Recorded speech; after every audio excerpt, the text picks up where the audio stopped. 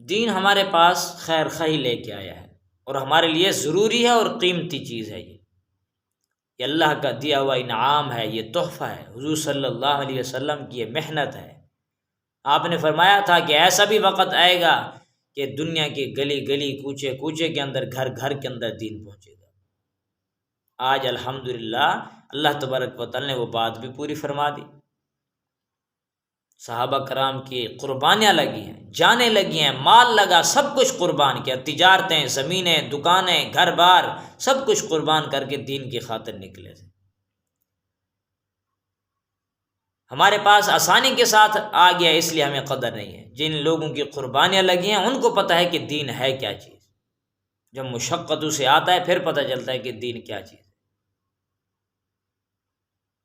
ایک اپنے علاقے کا بڑا ایس ایچ او جیسے ہوتا ہے، دین کے اندر لگا، تبلیغ کے اندر لگا، گشت کر رہا تھا اور کسی دوسرے علاقوں میں گیا ہوا تھا، اور وہاں پہ جا کر کے جیسے عصر کے بعد گشت کرتے ہیں، گشت کر رہے تھے تو کوئی برا بھلا کہتا تھا، کوئی اسے ڈانٹ ڈپٹ کر دیتا تھا۔ بڑے آگے دین کے ٹھیکیدار، دعوے دار، چلو یہاں سے ہمیں دین سکھانے آئے ہیں، جیسے لوگ باتیں کرتے ہیں، بے قدری کرتے ہیں دین کی، تو وہ سر جھکا لیتا تھا۔ یہ باتیں سن کے، کڑوی باتیں سن کے سر جھکا لیتا تھا، وہاں سے چل پڑتا تھا۔ کافی جگہوں سے کسی نے کوئی دھکا دے دیا، کسی نے کچھ برا بھلا کہہ دیا، ایسا کوئی علاقہ تھا۔ جب واپس مسجد میں آئے تو دعا بھی مانگ رہا ہے اور رو بھی رہا ہے، ہچکیاں لگ رہی ہیں اسے۔ دعا مانگنے کے بعد جب فارغ ہوا تو ساتھی نے پوچھا بھی کیا بات ہے، کیوں روتے ہو؟ آج آپ کو لوگوں نے ڈانٹا، آپ بڑے تھے اپنے علاقے کے، آپ کو عزتیں ملتی تھی، اس لیے آپ رو رہے ہوں گے۔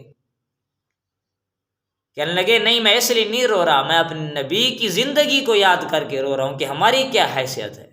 ہمارے نبی کو بھی تو ایسے دھکے مارتے تھے، کوئی گالیاں دیتے تھے، کوئی پتھر مارتے تھے، لیکن پھر بھی وہ دین کی دعوت دیتے رہتے تھے تاکہ میری امت خیر کے راستے پہ آ جائے، بھلائی کے راستے پہ آ جائے، ان کا فائدہ ہو جائے، یہ جنت میں جانے والے بنے، جہنم سے بچنے والے بنے، اللہ کی رضامندی والے لوگ بنے، ناراضگی سے بچنے والے لوگ بنے۔ تو ان کے اندر کتنی خیر خواہی تھی، ان کو کتنی تکلیف ہوتی ہوگی۔ آج میں ان کی تکلیفوں کو یاد کر کے رو رہا۔ تو دین جب دور ہو جاتا ہے زندگیوں سے تو اچھے اچھے لوگ بھی پیچھے ہو جاتے ہیں۔ ایک علاقہ ہے یمن کا صنعاء، وہاں پر ایک جماعت گئی، وہاں پر ایک آدمی سے پوچھا، عیسائی لوگ تھے، نصرانی لوگ تھے، اس نے اپنا ایک نام بتایا اور ساتھ غفاری کا لفظ بھی لگا دیا۔ پوچھا بھی آپ کا نام اور ہے، ساتھ غفاری، یہ کیسا لفظ ہے؟ تو اس نے کہا کہ ہم ایک صحابی تھے ابو ذر غفاری، ہم ان کے اولاد سے ہیں۔ تو کانپ اٹھے، کہنے لگے دیکھو صحابی کی اولاد بھی دین سے آج ہٹ گئی، کبھی کسی نے ان کو بتایا ہی نہیں کہ بھی اصل دین تو یہ ہے۔ اب یہ دین ہے، پہلے وہ بھی دین تھے، وہ بھی برحق تھے، لیکن اب تو ہے دین اسلام، حضور صلی اللہ علیہ وسلم کی امت بن کے رہنا ہے۔ اسے سمجھایا، کوشش کی، اس کے ذہن میں بات نہ آئی۔ اس نے کہا بھی آپ ہمیں تبلیغ نہ کیا کریں، حال وال پوچھنا ہے، بیٹھنا ہے ہمارے پاس، ٹھیک ہے، لیکن یہ دین کی بات، جس دین پر ہم ہیں ٹھیک ہے۔ خاموش ہو گئے۔ جو جماعت کے امیر تھے ان کے اندر بڑی تڑپ تھی، عالم صاحب سے کہا آپ کو ان کی زبان آتی ہے، آپ ان کو دوبارہ ایک دفعہ کہیں۔ انہوں نے کہا، جب انہوں نے روکا ہم کیسے کہیں؟ کہا نہیں، ایک دفعہ تو کہہ دو، شاید وہ دین پر آ جائے۔ کہا اچھا ٹھیک ہے، جاتا ہوں۔ جا کر کے کہنے لگے تو اس نے کہا میں نے آپ کو روکا ہے کہ بھی ہمیں دین کی دعوت نہ دیں۔ اب پھر خاموش ہو کے واپس آ گئے۔ اب جب جانے کا وقت آیا، تیسرا دن تھا، وہاں سے کوچ کرنے کا وقت آیا، تو امیر صاحب نے ایک دفعہ پھر کہا کہ انہیں دعوت دے دو۔ کہا کہ کیسے دعوت دو جب وہ بات ہی نہیں سنتا؟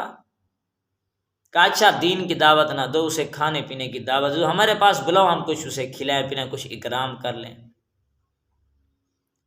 تو اسے جا کر کے کہا کہ ہم آج آپ کی دین کی چلو دعوت نہیں دیتے، آپ کی کھانے پینے کی کچھ دعوت کرتے ہیں، آپ ہمارے پاس تشریف لیں، کچھ اکرام ہو جائے۔ عرب کے اندر تو مہمان نوازی کوٹ کوٹ کے بھری ہوئی ہے۔ وہ کہنے لگے کہ مہمان نوازی تو ہم ہی کریں گے، آپ کو نہیں کرنے دیں گے۔ مہمان آپ ہیں، ہمارے پاس آپ آئیں، آج مغرب کے بعد کھانا کھائیں، پھر آپ جائیں۔ اب یہ مان گیا، ٹھیک ہے چلو ہم آپ کے پاس آ جاتے ہیں۔ جب مغرب کی نماز پڑھی، وہاں پہ پہنچے تو آگے پھر وہی کوشش کرنے لگے کہ اپنے بندوں کو بھی انہوں نے اپنے بندوں کو بھی بلا لیا، غالباً 300 کے قریب ان کے جو خاندان کے لوگ تھے وہ بھی اکٹھے ہو گئے۔ اب کوشش کرتے رہے کہ کسی طریقے سے یہ دین پہ آ جائیں۔ پھر انہیں دعوت دینے لگے کہ چلو ان کی دعوت پہ ہیں، شاید اب یہ مان جائے۔ کوشش کرتے کرتے کہ ہماری بات چلو ان تک پہنچا دو، تم نہیں پڑھتے۔ انہوں نے کہا جب میں نہیں مانتا ان تک بات آپ کی کیسے پہنچو؟ کہنے لگے اپنی زبان پہ کوئی ہم جیسے کہتے ہیں ان تک پہنچاتے رہو۔ اس نے کہا جب میں نہیں مانتا میں ان کو کیسے کہوں؟ یہی باتیں کرتے کرتے آخر عشاء کا وقت ہو گیا، نماز کا وقت ہو گیا۔ ہم نے کہا چلو اچھا نماز پڑھ لیں پھر کھانا کھاتے ہیں۔ اللہ نے اس کے دل پہ ایک ایسی چوٹ لگائی، ایک ضرب لگائی کہ اس کا دل بھی کرنے لگا کہ میں بھی آپ کے ساتھ نماز پڑھ لوں۔ یہ تو خوش ہو گیا، کہنے لگے اچھا نماز پڑھ لو، آ جائیں تشریف لیں۔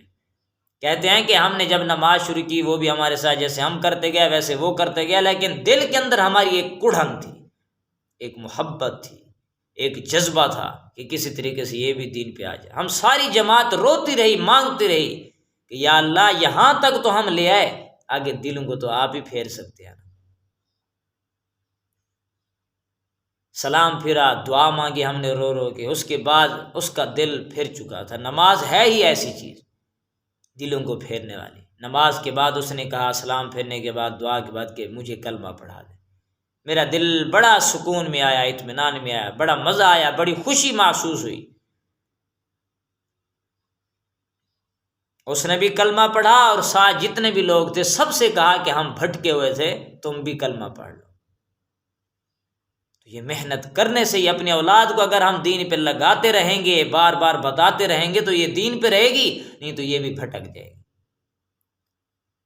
تو دین ہمارے لیے بڑا قیمتی تحفہ ہے، بڑا انعام عظیم ہے اللہ کا۔